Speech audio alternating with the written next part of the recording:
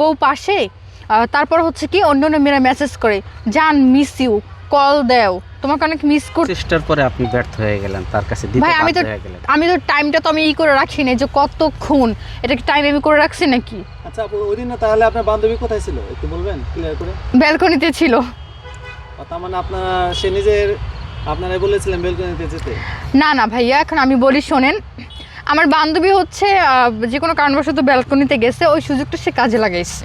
কয় minute, 5 minute না 2 second? ভাই এগুলো প্রশ্ন করেন না ভাই, কারণ কি আমি আসলে সাদমান কবিরকে নিয়ে আর কথা বলতে চাইতেছি না, আর আজকের পর থেকে হয়তো আমি ওর নিয়ে আর কথা বলবো না। কারণ কি জানেন, রাস্তার ছেলেকে নিয়ে যার কোনো মান সম্মান নাই, যার কোনো হচ্ছে ব্যাকগ্রাউন্ড নাই, যার কিনা কোনো চরিত্র নাই, এরকম একটা ছেলেকে নিয়ে যদি আমি কথা বলি, আমার নিজের প্রবলেম, আমার নিজের মান সম্মান নষ্ট হয় এতে। না, তাকে তো ভালোবেসেছিলেন, তার সাথে থেকেছিলেন, যে কিনা হচ্ছে ভালোবাসার মর্ম বুঝে নাই, ভালোবাসার মূল্য দেয় নাই, তাহলে সেখানে কিসের ভালোবাসা, কিসের কি বলেন?